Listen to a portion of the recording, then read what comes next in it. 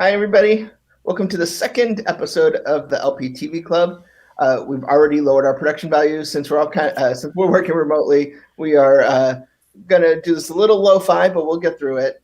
I do want to welcome this week's panel. Next to me is my bubble mate, Alex. Hi. Over there is Mike Celestino, editorial director for Star Wars content, as well as our lead Southern California reporter. Hello. And our site manager, Becca. Hi, everybody. So today, as always, we talk about 6 episodes of TV. We're going to talk about Amphibia, Big City Greens, WandaVision, Simpsons, Secret of Sulphur Springs, and DuckTales. So why don't we get it started, Mike, with DuckTales this week? DuckTales, one episode remains. This was the penultimate episode of DuckTales, the 2017 reboot on Disney XD, although it's gone back and forth to the Disney Channel a couple times. This is a fun one. So next week, they're going to wrap up the season-long arc with Fowl, which is the criminal organization who's like the big bad of this season. But this week, they decided to, I think intentionally, also wrap up some of the other major villains from the show. So basically what happened was Scrooge McDuck and Louie, the duck voiced by Bobby Moynihan, the nephew voiced by Bobby Moynihan, get whisked away to this ethereal realm called Karmic Court, where Scrooge is put on trial against 3 of his biggest nemeses, namely this guy, Flintheart Glomgold, Ma Beagle of the Beagle Boys, and Magica Dispel. And the attorney representing them is Doofus Drake, who's one of the villains in the main in this version of DuckTales. He was just like an average kid in the original DuckTales, but they've made him a villain in this one, and that's fun.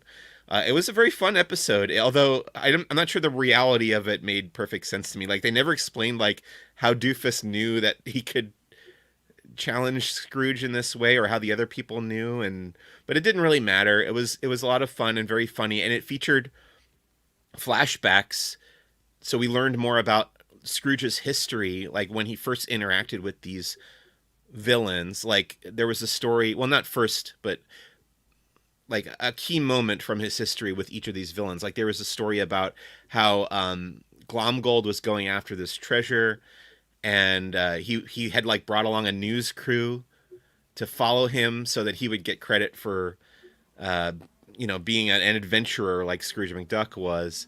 And then like the newscaster, who's Webra Walters, a reference back to the original DuckTales that hadn't appeared on this version before.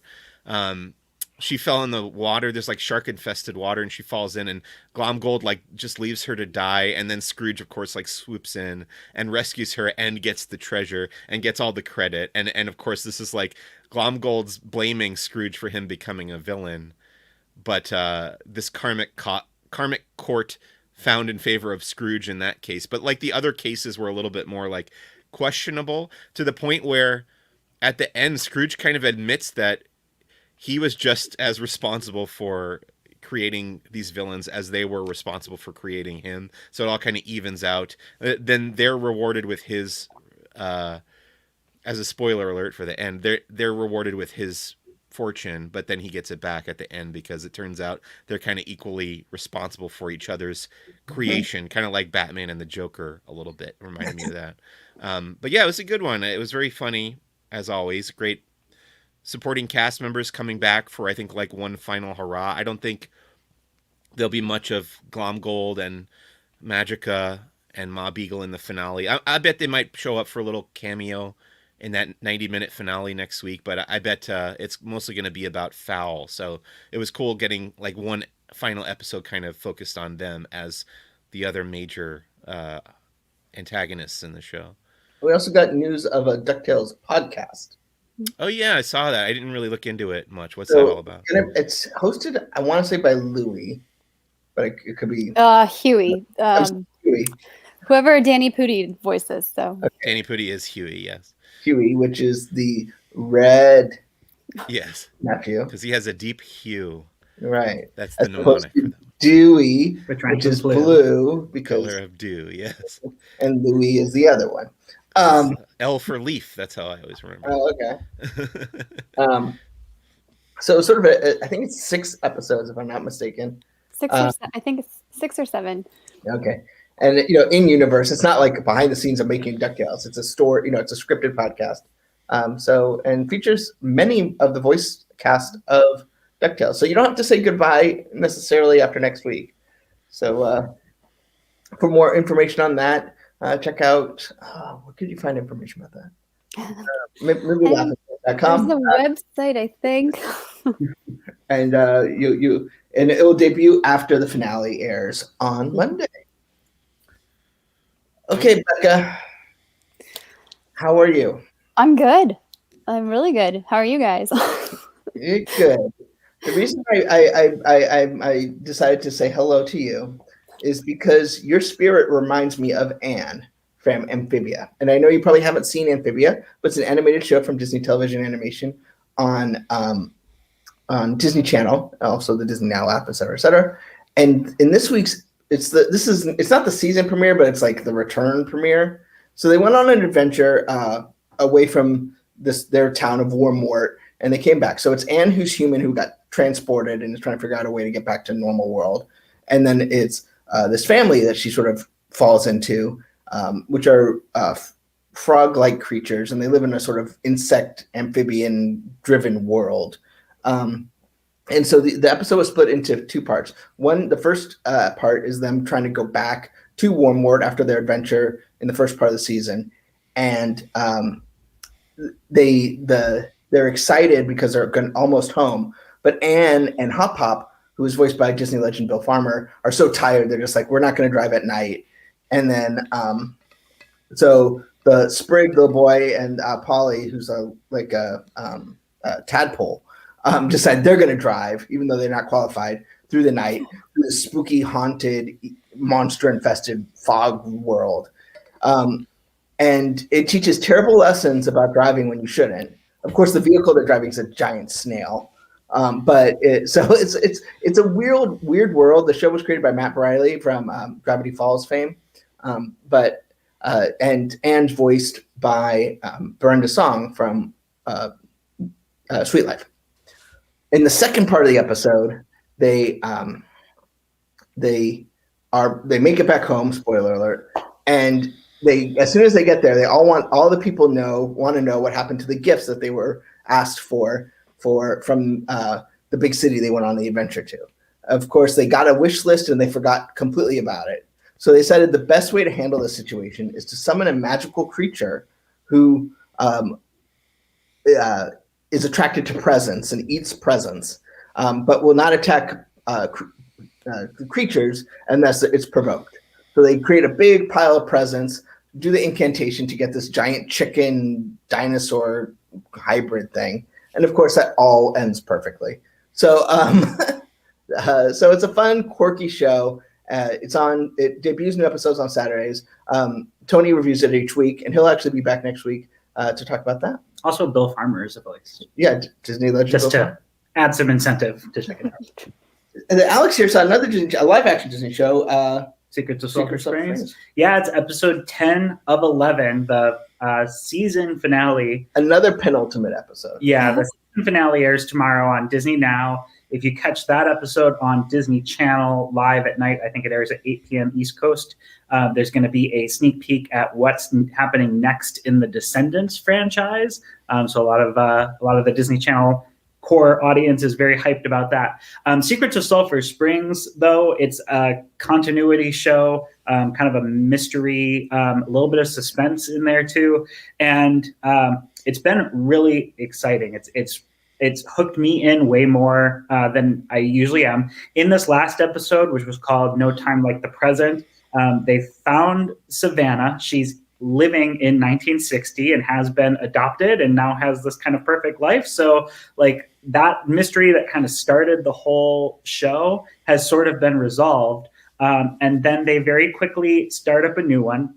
I think it was in the previous episode, they established that Harper's dad, who we've never seen in the picture, he actually passed away when she was young. And they introduced us to his gravesite. Well, then in this episode, after kind of resolving things with Savannah, and now that they've figured out how these time-traveling radios work, she secretly changes it to 2011 to try and go back and stop her dad from dying in the first place. And that could obviously have huge ramifications on what happens in the future. That's where this episode ends. It's fun to see how much they cram in 30-minute episodes. They're each 25 minutes when you take out commercial breaks. And a lot happened in this episode, and it really set up a lot of suspense going into the finale, which I have seen. I won't spoil anything for you guys, but that airs tomorrow. Again, you can catch it as early as, I think, like 6 a.m. on Disney Now, and then it'll air on Disney Channel with that Descendants sneak peek. Yeah, the Descendants thing might be big, or it might be nothing. But, I mean, they've had Boo Boo Stewart and what's her name, who plays Aurora's daughter. Yeah, the Queen of Mean Girl. The Queen of Mean singer. I know, I can't think of her name either. But that actress, they're the two who have been like teasing it on Twitter, which implies that they're involved. Obviously, it could be something as small as like another animated shorts series, or it could be a spin-off film, because they had announced that Descendants 3 was going to be the last of like that group. So we'll see. Heading back to the wonderful world of animation, the uproariously funny Big City Greens was on Disney Channel last week. There's, once again, it's one of those 2 15-minute episodes.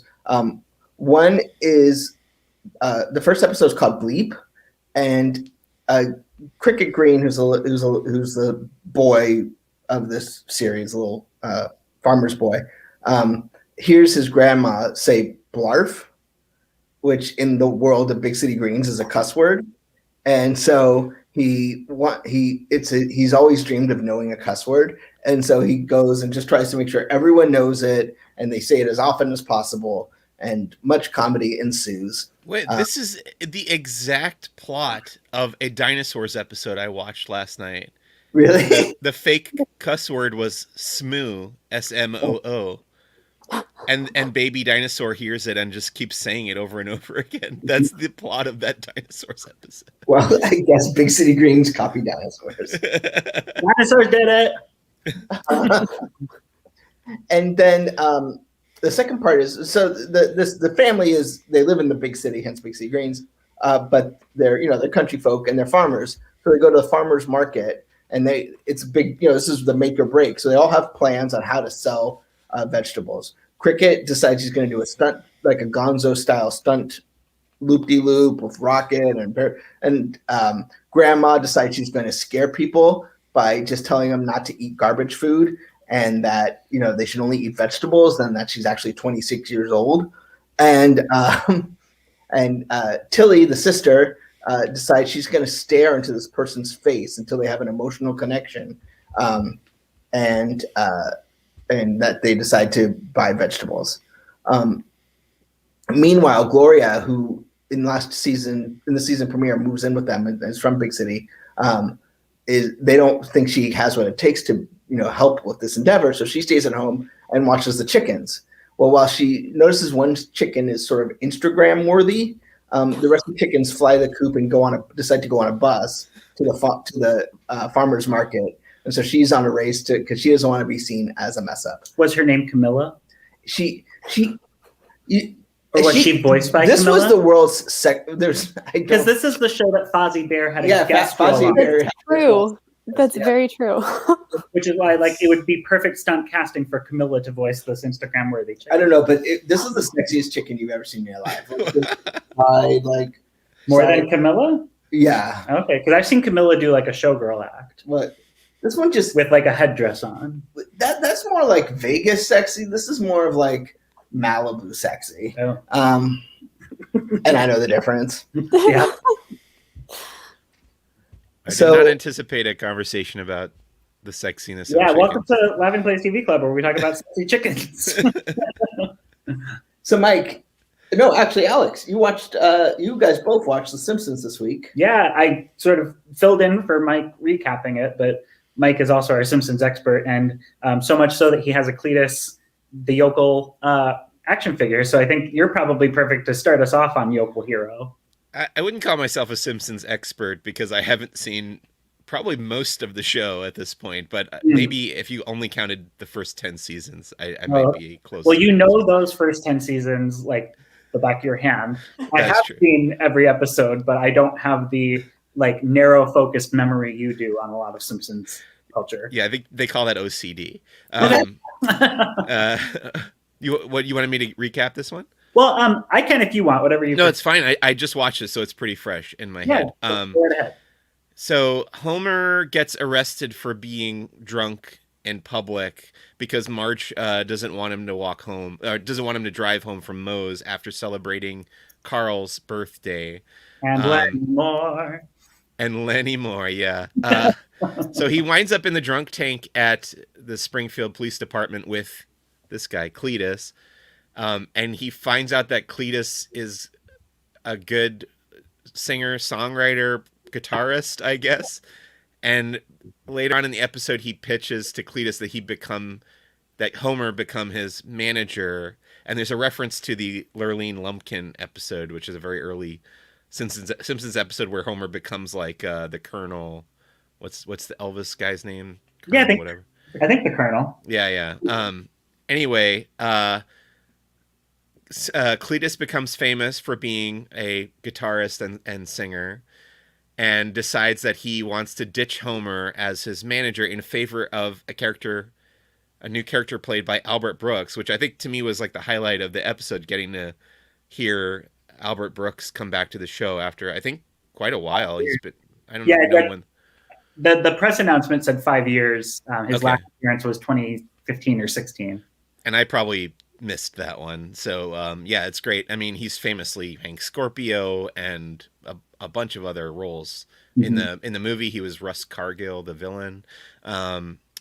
But yeah, I mean, remind me how it ended. What was the resolution? I mean, essentially, Cletus kind of they kept referencing A Star Is Born and the many iterations of it. And that was a funny running gag in the episode where Cletus like knows more than he would about like Hollywood history. Yeah, he has not seen any of the A Star Is Borns, the 3 versions, but he had seen What Price Hollywood, the film on which all versions of A Star Is Born is based. Yeah. And he revealed at one point, his kids' names are always changing. He revealed at one point that 2 of his twins are named Be Kind and Rewind because he and Brandine spent time squatting in an abandoned Blockbuster, which is where he saw What Price Hollywood. Also, some of his kids are named after streaming services. One of them is named Disney Plus, and then this was originally supposed to air a week prior, but one of them was CBS All Access, now Paramount Plus. I loved some of those jokes, but basically Cletus became, a self-absorbed Hollywood celebrity, kind of abandoned his family and his roots, and then in the end, they all kind of like pulled him back in. Right. But there were some really funny jokes in here. Particularly, there's a map of Cletus's family tree that I highly recommend people pause on because he's related to the entire state of Florida and Brandine 3 times. Mo, because Marge wants Homer to not drive, Mo takes his keys, and in his back room, he has like a man at a key copier. And if you pause it, he's got a little pegboard with other keys that are labeled. And of course, there's like a key that they don't know what it is. But there's like Lenny's and Carl's house, Burns's, Montgomery Burns's like money vault, all kinds of funny things. Edna Krabappel's diary key is on the peg. Well, reference to a episode that just aired like 2 weeks ago. Is it? I haven't seen like the past couple episodes leading up to this one, but and then I also loved, El Barto pops up randomly ever since like season 2 or 3, and El Barto is graffitied above the phone in the drunk tank at the police station. Also, there's a new police officer in Springfield. That was a funny gag too, where Homer gets bonked on the head by the cop, and he goes like, "We have other police officers." Yeah, I thought this one was pretty funny, and I really liked the plot. I've always been a Cletus fan, especially because he has one of his kids who has like abandoned Mickey Mouse ears where one of the ears is like chewed off. And in the shot, in the screenshot that we used on that was that same image of his one son with his horribly mangled Mickey Mouse ears. Yeah. I also thought it was funny that like the last like 2 minutes of this episode is just Albert Brooks talking, which I thought like I know he was famous. If you watch the commentaries on the older seasons, he was famous for kind of improvising a lot of his dialogue. So I wondered how much of that monologue he's like the whole like I'm gonna say something to you that everybody says, but I say it better than anyone else sounded like his improv. Yeah. And then just how are you? Like everybody says this, but I say it better than anyone else. Yeah. Albert Brooks is a national treasure. I also found it interesting because I'm pretty sure she's been on the show as a guest voice at some point, but she's also Albert Brooks's co-star of Finding Nemo and Finding Dory. Oh, yeah. And really poke fun at least the pop culture mentality that Ellen DeGeneres is a bad person. But in some ways, it kind of feels like some inside Hollywood information, which Simpsons has famously revealed throughout time. And kind of skirted under the rug by, because, it's comedy and they're just making a joke. And then later you find out, that's real. And Simpsons told us 20 years ago. I found myself wondering when this episode had been written because it wasn't that long ago that all that Ellen stuff broke. And I mean, The Simpsons has a pretty long turnaround. Mm-hmm. So I was wondering, like, were they planning on this episode before all that hit, or was this inspired by that? Especially I do like her assistant interrupts her, and she's like, "Yes, I'm exactly as I seem." Like, I like the do not look the billboard directly in the eyes gag. Oh, and then she shoots lasers at one of the guests who runs away in terror from her show. I love how also like. They just changed the spelling of Ellen and DeGeneres, but it's still the Ellen DeGeneres show. Right. So we'll wrap up our 6 shows with, I think, Becca will lead it, but it's something we've all seen. Yeah. I was gonna say we must have all seen it, right? WandaVision. Yeah, this was the finale, the season and I guess series finale of WandaVision. So we had a lot of action, as Marvel likes to do. This was what everything had been building up for. It was nice to think when we woke up, we knew it was a series finale because the episode title was called Series Finale. But is it? Because Disney Plus, I will say on the Disney Plus like information that they release for us to share of like what's coming, they usually mark it if it's a series finale, and this one just said finale. I would not go by the accuracy of that email. I feel like as much as I'd like to explore more with the WandaVision, I think that it's probably better that it's just one, Yeah, I don't know how they would do another season of this show. It would be. I like how Mac is commenting, despite the fact he's 3 floors above us. My expectation for a second season of WandaVision would not be the same format continuing, but exploring more of the WandaVision story. Because now there's like White Vision out there, right? Yeah. And also I don't know if you guys saw it earlier, but we had a crash from the demon Mephisto asking us to talk about WandaVision. So here we are. There we go. We do have a Mephisto connection there with WandaVision. About time you showed up. Yeah, where you been, man? So what do you think, Becca? I liked it. It was I was expecting a little more. I was expecting it to maybe have a couple of different reveals and also a little more development of some characters, but also there was just so much, and I'm glad that this ended with Wanda. Like it's her show. It should be focused on her. But yeah, I messaged Mac at one point and I was like, I feel like Wong asking Doctor Strange, what, you wanted more? Like I feel like there have been so many fan theories and so much generated hype from just like the Twitterverse that they almost couldn't live up to the expectations. But one thing I was hoping for at the end of the credits, and I like stayed through waiting, was a like Wanda will return in, because we know she's in Doctor Strange. Multiverse of Madness. Multiverse of Madness, and you're used to seeing that like the Avengers will return, Captain America will return, like at the end of the credits. So I was waiting for it to say Wanda will return in. Did that originate with James Bond, or? I think like serials did it forever. I think James Bond's probably the most common. Okay. Like I'm sure the Lone Ranger will return existed, but James Bond's probably one. Yeah, you're probably right. It might have gone back before that. Yeah. But I think I agree with you 100%. It's like when I first saw it, I expected more like just sort of canon stuff. But then when I took a step back and I was like, I got outside of what my head canon thought was going to happen, and I realized, it really is Wanda's story, and that's where they focused, and was the better. We all think we want like the Batman, and Robin, where it's just stuffed with all the stuff that we want, like 18 villains and all that stuff. But we really I don't think Batman and Robin was stuffed with anything that I wanted.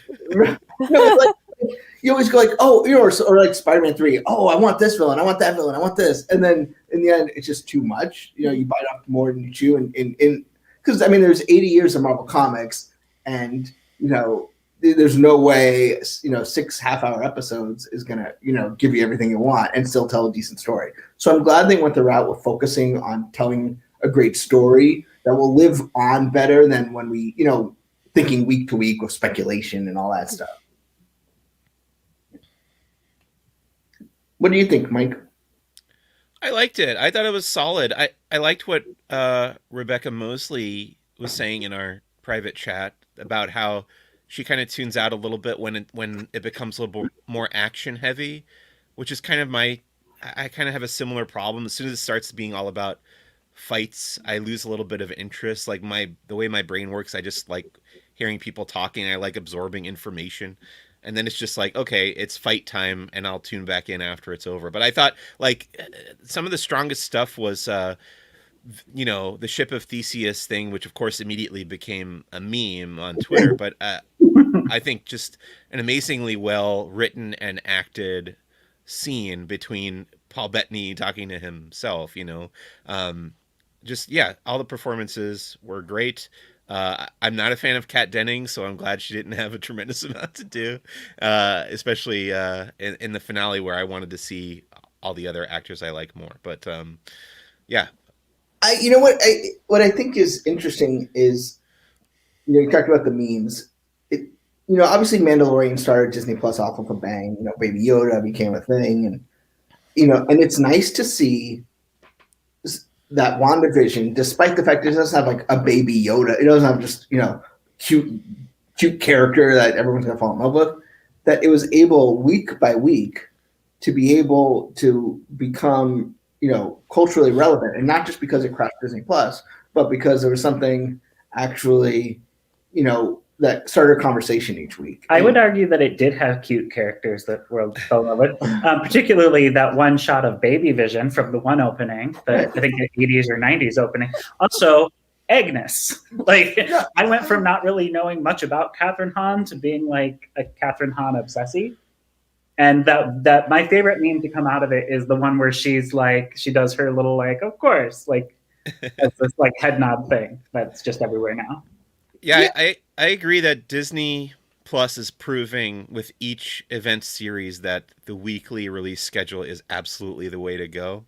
And I'm saying that not just as somebody who has to watch a lot of the episodes and review them, but as a viewer, I definitely think it's just a better overall experience. Like if all the Mandalorian had dropped on the same day, I would not nearly have enjoyed that as much. Like not only that, but like it's already bad enough where like Mandalorian drops and by 1 a.m. East Coast time or Pacific time, Luke Skywalker is trending. Right. And like it would have been by 6 a.m. Luke Skywalker's trending. So if you couldn't watch all those episodes at the midnight dump, you would have had so much more ruined for you. Yeah, the dump release on a series like this would just like favor unemployed people to it would just, and it's it's fun to have the conversation, not worry about where, because if you saw 6 hours of it, then not everyone has the time to watch 6 hours of television on Friday. And so you don't know where your friends are, but like 30, 40 hour, people can watch that every week and you can have a conversation for a whole week about the episode. Yeah. And then everyone watches it again on Friday. I mean, that's the challenge I had with Stranger Things was like, everyone was talking about it, but it took me longer to get through it. And then I was like, you lose some of the excitement for it. It doesn't affect the show, but just makes it less fun. I do almost wonder, because Stranger Things is the biggest comparison I think we could make, because it's the biggest like event series that's on Netflix. And I also watched that series, but I do think that the cultural conversation around it would be a little bit more engaging for casual viewers, especially if it were released on a weekly basis. But I still enjoy that show. We just have to we portion it out is not the word that I'm looking for, but yeah, I mean, we just have to enjoy it in a different way that's not, interacting with people episode by episode. Well, and the nice thing is everything like with Disney Plus is already made, so they could drop everything all at once if they wanted to. But then you don't have to wait too long for all of it to be there if you do want to enjoy it all. Oh, we're bringing up Sparky. Agnes's greatest casualty. The one thing I didn't like is the previously on of this episode told you how Wanda was going to beat Agnes.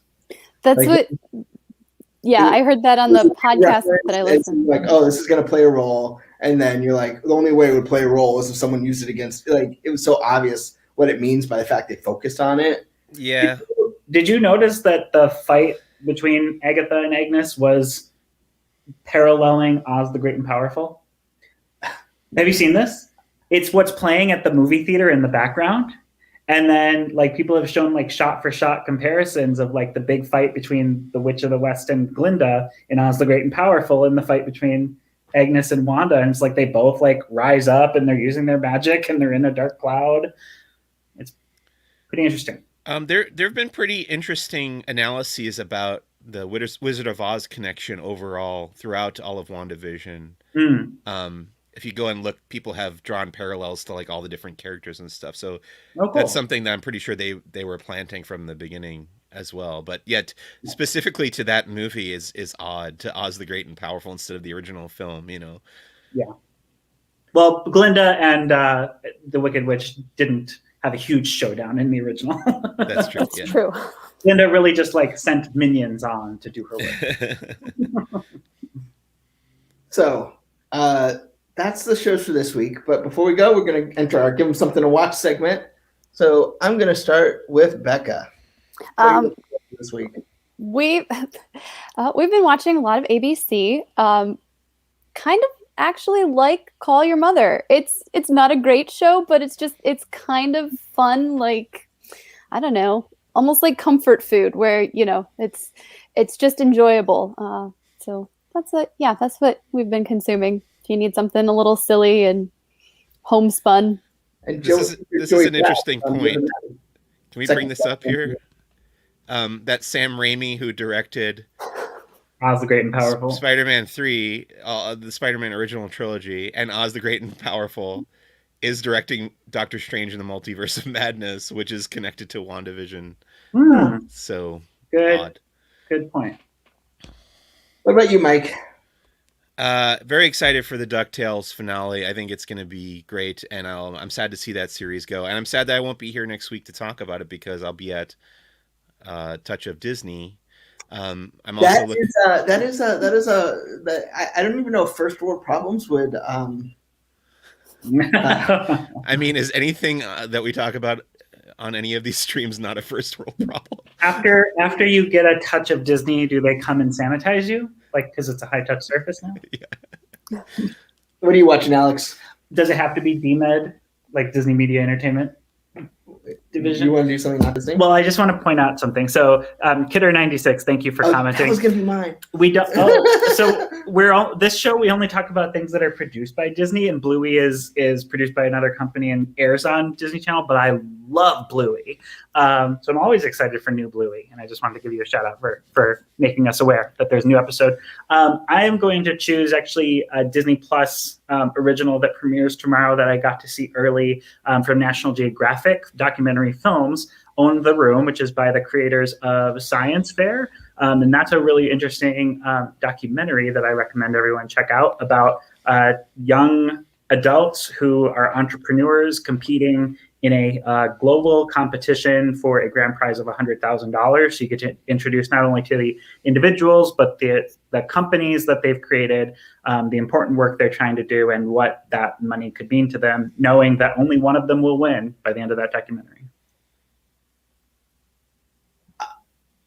So since you took my Bluey, so I have two it's not answers. DMed. So I have two answers.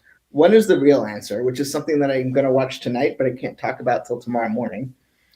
And the second answer, which is less of a cop-out, is I'm actually looking forward to seeing Assembled, which is the Disney gallery for WandaVision. Because there's so much technically done to make the show within a show feel like a show that I'm curious to see what they have to say about it. Also, how the pandemic affected production, because all the reshoots were done in a post-COVID world. So I'm looking forward to checking that out tomorrow. Do we know how long it is? We have no idea. We know nothing. I was curious if it was going to be like the Disney Gallery Mandalorian Season 1, which was episodic, or Disney Gallery Mandalorian Season 2, which was like a feature. So what's next on our agenda?